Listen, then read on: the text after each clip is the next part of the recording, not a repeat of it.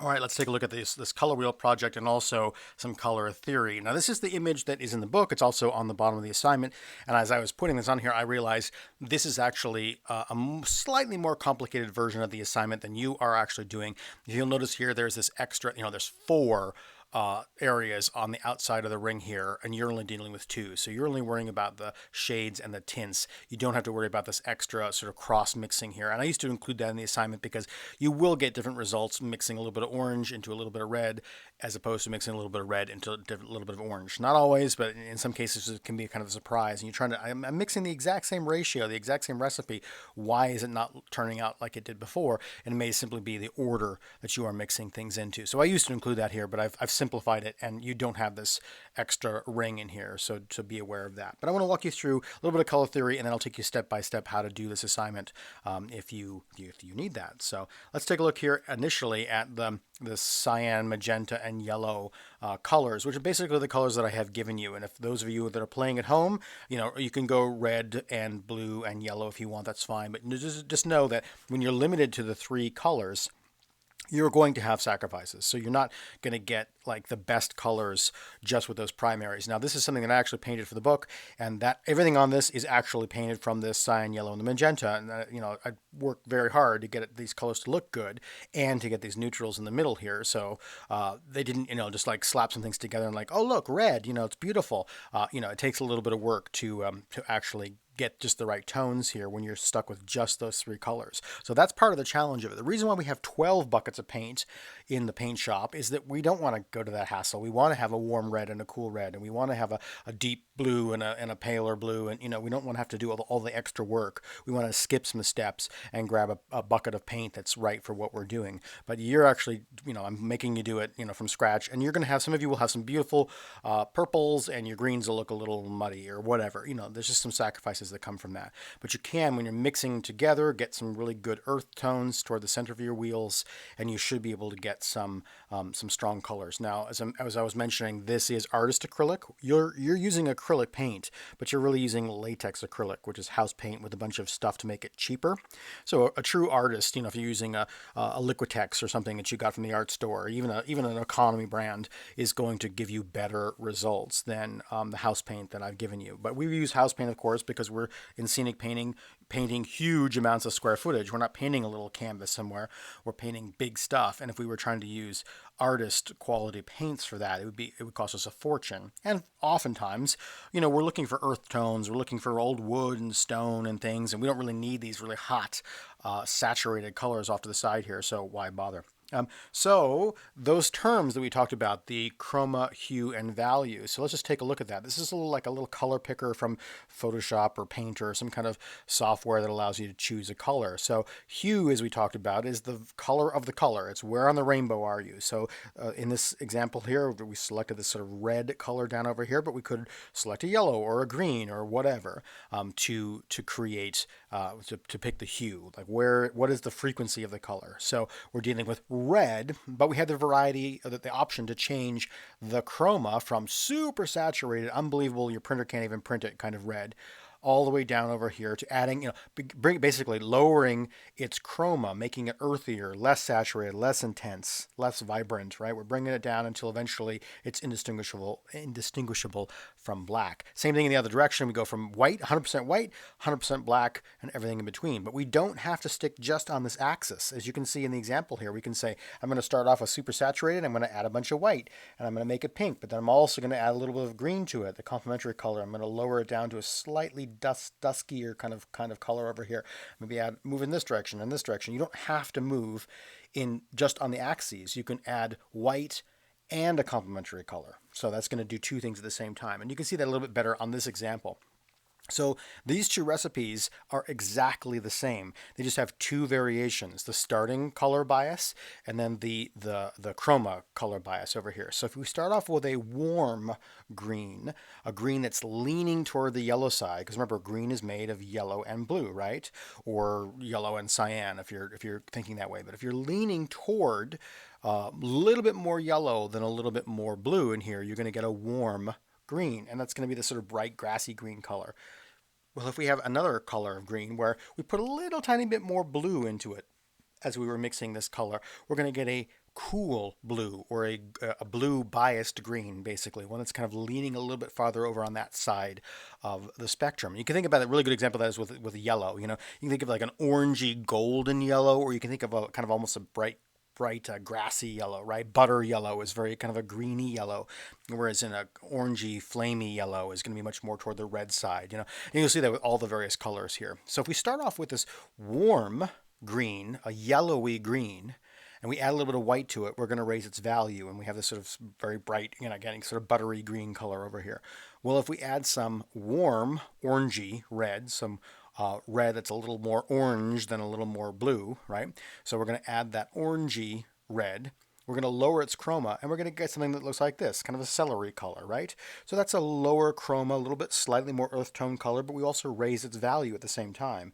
So we made it brighter by adding the white to it, but we also made it earthier, more neutral, by adding the red to it, and we're moving it into this direction. Well, if we start off with that cool, that blue biased green, and then we add some white to it, look, we did the exact same thing. This step and this step is the exact same difference, but we get a very different color. So if I said, how do you get this color? Well, you get some green and you add a little bit of white to it, and you can say, well, I did, but I got this. Mine doesn't look anything like that. Well, it's because of which green can you grabbed. Basically, did you grab the warm green or the cool green? You're going to get a different result. Then if you add a bit of a purpley, cool red there, one that's kind of leaning toward the purple, the blue side of the spectrum there a little bit, that oxblood color, crimson-y color, well, you're going to get a very different color at the end of that, and you're going to get a sage, and that color was like super popular, like, I don't know, like 5-10 years ago or so, when everybody was painting their walls with sage. So that's a very different color, and that's the result of the biases of the color. And you can really see that when you're mixing two colors. So this is basically just a warm or a cool blue and a warm and a cool red, and the way that you mix them. So you mix the two warms together and you're going to get this royal purple, right? But if you mix the opposite biases there, you're going to get a very different color. Now, don't be mistaken that this color here looks terrible, as does this one, and this one isn't terribly pretty either, but you can move in more directions with these. You lower the value of some of these, or you raise the value, like this one down over here. This looks like mud. It looks terrible, but you put a lot of white into this and you get these like very delicate kind of lilac-y, pinky colors. They're really sort of old rose or whatever. So don't just assume that it's one step, like this is just step one. Step two might really change the color and make it something quite lovely. So you can basically kind of see what's mixing over here on the little meat tray over here, the colors mixing together to make these different results. Same exact colors, red and blue, and the same amounts, but getting very different results based on the original color bias. A warm blue, a cool blue, warm red, cool red are going to give you different results depending on how you do that, which is why you're going to have, because you're limited to one color with this assignment, you're going to get different results for different things. If we start off with just a plain old orange here, we could add a little white to it, raising its value, right? That's one of the things that you're going to do on your color wheel. And we're going to get this kind of, I don't know, sort of peachy color. That's a nice color. We're going to lower its value by adding a little bit of black to it, and then that's going to give us this real yummy terracotta color. This is a really interesting sort of earth tone, kind of terracotta, whatever. It looks great. Now remember that the complementary color, what's orange made of? Orange is made up of red and yellow, right? So you mix red and yellow together, you get orange. Well, that's half the color wheel, right? That's half the spectrum, right? The other missing primary from that is blue. So if we add the missing primary to that color wheel, we're going to add some blue to it. Well, then we're going to just be moving it more toward black, moving it more toward earth tones, right? The charcoal neutral that will be in the center of our color wheel, because we're adding the missing chunk of the primary colors to this orange here. So if we add a little bit of blue, we're going to get this kind of chocolatey color here. We add a little bit of black to that, we're going to get this like really warm gray here. That's a really great color to paint with. And then we're going to move that up a little bit, and we're going to get this sort of bisque color, this sort of, sort of smoky cream color by adding a little bit of white to this. So you get a whole lot of range of colors by starting. Like I started with this can of orange, but I have all these choices that I can get out of that can of orange by what I mix into it. And that's basically the point of this assignment. Just do be aware, you're not going to have to worry about this right now, but do be aware if you are working in your own theater. I spent, for years dealing with this problem, trying to figure out what's going on. When you're mixing into untinted house paint, as we used to do more often than we do now, but because the colorants got really expensive. These used to be fairly inexpensive. This is basically just tint in a squeeze bottle here. This isn't paint, it's like the pigment, right, in the squeeze bottle. And these used to be fairly cheap, but the prices have just like doubled and quadrupled. So when I'm buy these anymore. But we used to do a lot of our own mixing from the pigments here. And depending on what base you put into this, so you can see this is interior lucite, acrylic latex flat, all the kind of stuff that we use, but this is going into a white pastel base. So that if I mix, a teaspoon of this colorant into that white base, I'm going to get this very pinkish color. Well, if I mix the exact same amount into a mid-tone base, that's what the M is there, that mid-tone base is going to give me a little bit darker version of that color. The accent base or deep tint base, the different names based on different brands of paint, same amount of pigment into a different kind of base is going to get a very different color. So you can squeeze all the pigment you want into a gallon of white paint, and you're never really going to get much more than this over here. You can use up, this very expensive pigment trying to get this color, and you're not going to get this color because this can of paint is full of chalks and things that are helping this very delicate color hide the other paint on your wall. Whatever you're painting over. You're painting over some blue stripes on your wall, and you want to make the room pink or whatever. Well, if it's just a little bit of tint in there, it's not going to completely cover it. So this can of paint's got a whole bunch of stuff to help this delicate color cover up the old color, which means you're never going to get this real saturated color. You need to reach for a different kind of base. And they're all on the shelf. Usually when you're buying a paint from a swatch, the person at the paint store does all that for you. You just say, I want this in interior flat. And they say, okay, great. And they look up the recipe to figure out how much tint into what base. So I just wanted you to be aware of that. So here's the assignment. Here's how you pull this together. So here's somebody else's color wheel, and they've done a nice job here. You can see the neutrals are pretty close in here. There's really good clear steps in the shades and tints. Whoops. Let me go back one. And so remember, this example here does have the 4 versions off of each spoke of the wheel here, and you only have the 2. You're only having to worry about the shades and the tints, so don't worry about these other ones on the outside. But we'll come back to this at the end. If you're doing this at home, then what you want to do is lay out your little dartboard on whatever you're painting on, and these are the dimensions of the one that we are using, but don't worry too much. And you do want the 60 degrees and the 30 degrees. The 60 degrees is the pie slice. That's a circle divided by 6. And then that a half again. You only need to worry about that 30-degree line to divide the shades and the tints. That doesn't have to go all the way to the center. If you draw the line all the way to the center, if you do 12 30-degree lines, spokes around there, then you can just paint over the pencil or whatever. It doesn't matter. But you only need the dividing line for these outer 3 up over here. Most importantly, know that this is actually 1 1/4 inch. And I make it 1 1/4 inch because that's perfect for using the 1-inch sash brush. Some of you didn't get the 1-inch sash brush. Some of you got bigger brushes. But if you're using your 1-inch sash brush, that's basically, one stroke across here, because the 1-inch, you get basically 1/8 of an inch on either side. It's kind of perfect. It sort of perfectly fits in here. And then it also fills that 2-foot by 2-foot board that I've given you. I made a mistake, and I didn't realize it until I was putting the PowerPoint together, that I actually have an extra ring in here. I started with a circle. There's only 8 rings, so ignore this inner circle. Forgive my mistake. I made all the slides, and I didn't want to go back and redo everything. So there's 1 circle in the center, and then it says total 8 rings. So 1, 2, 3, 4, 5, 6, 7, 8 here. Ignore this little bullseye here in the middle. That was a mistake on my part. If you don't have any kind of compass or treble points or anything like that, this is what I did when I made the master copy for class the other day.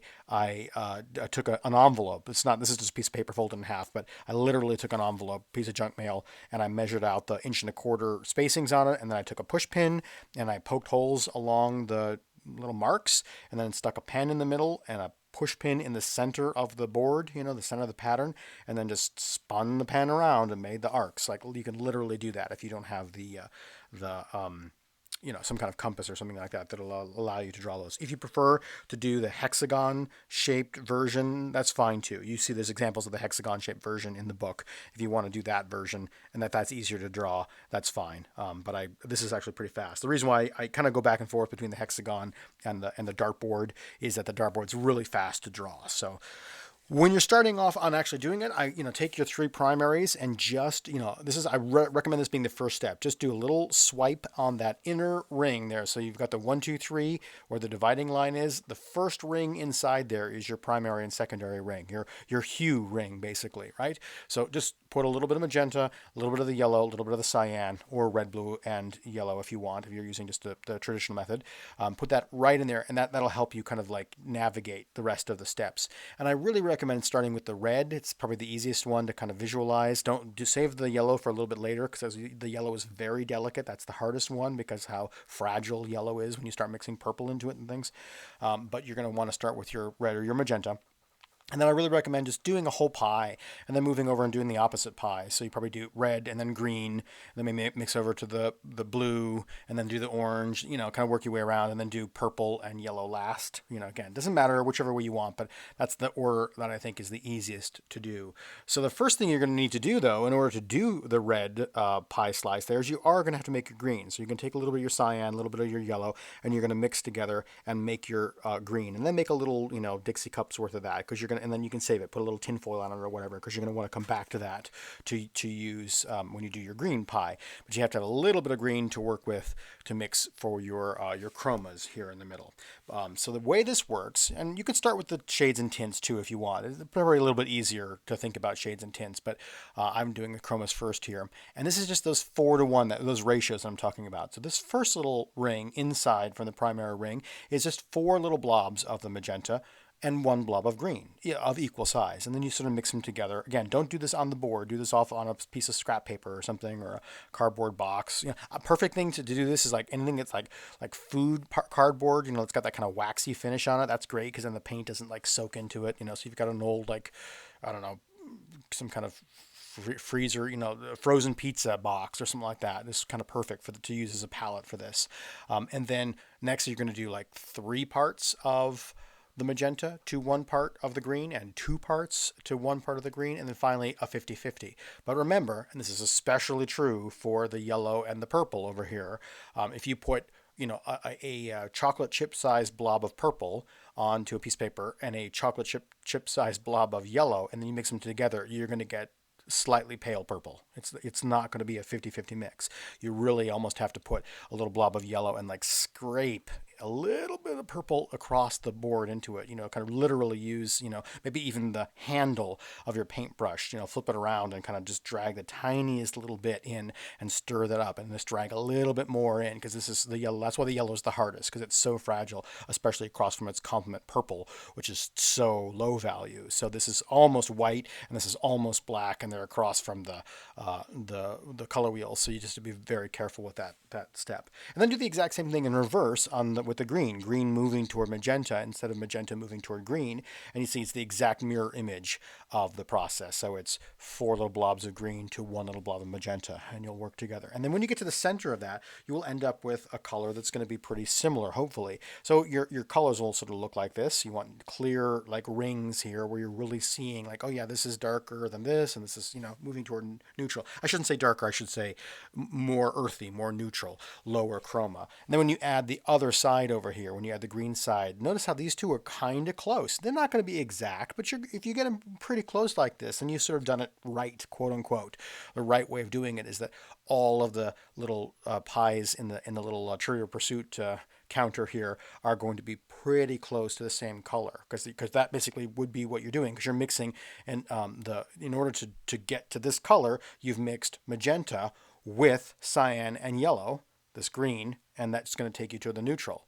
Well, if you're using the orange, let's say you've got orange, well, you're mixing magenta and yellow with cyan to get that color there. So it's actually, you're mixing all 3 primaries together when you get to the center here. It's just that you're starting off with different colors as you work around the color wheel, but you're going to end up hopefully with similar amounts of pigment in the center bit, which is going to end up with a very similar kind of mauvey, charcoaly kind of color in here. It's kind of a purpley brown is what it's basically going to look like in here in most cases. And you'll get a better charcoal color if you're working with better pigments, but our house paint is going to bring us colors that look kind of like this. Anyway, just to wrap this up here, you want to finish here by adding your tints up in here. So, excuse me, your shades. In this case, you're going, 1/3, 1/3, 1/3. You want clear bands, clear 1/3 steps towards your outer ring there. And then the same thing on the other side, you're moving toward, in this case, pink here by having clear steps toward the tints. And then I highly recommend that you just go around and put S&T around the outside here. You want the shade to have 2 tints on either side of it and the tints to have 2 shades on either side of it, so that they're the same orientation as you go around. If you mess up and you get it wrong somewhere, it's not the end of the world. Don't paint over it or panic anything. Just, go whoops and move on. But that is the ideal way to do that. And that finally leads you to something that looks like this. So this is the final product here. Hopefully yours will look similar. This is what I'm talking about. See, this student here got really close. This is not bad in terms of those colors. And you may end up with this student did a great job with this green. In this color with CMYK, the one that can be really fragile is the green. You're probably gonna get a pretty good purple. You're gonna get a pretty good orange. The green maybe a little less so. In this case, they got a good green. This student got a really pretty good green here, which resulted in kind of this is a pretty good color wheel all the way around here. The colors are not bad. There are a few places where this purple shade step here down here is probably a little dark for the first step, and you can see it kind of got really dark really fast. So there's a few places. The oranges up here are actually this is not what you're doing here. That's the mixing in there, so that's not too bad. But just be careful that you don't go too quickly. You want also highly recommend don't mix a color and then put it on your board and then mix the next color and put it on your board. Mix all three of the tints and all three of the shades on your pizza box or whatever, and then once you like the three next to each other, then swipe the board. That's going to be a whole lot less frustration. So you're not putting down a color and then realizing that it's way too dark and you have to go back and paint over it and all that. Mix the three steps separately and then put them on the board after you like the way they look, and that's going to save you a lot of frustration. So that's really all there is to this. If you have any concerns or questions or whatever, you want me to take a look at something in process, just email me photos and I will happily give you some help.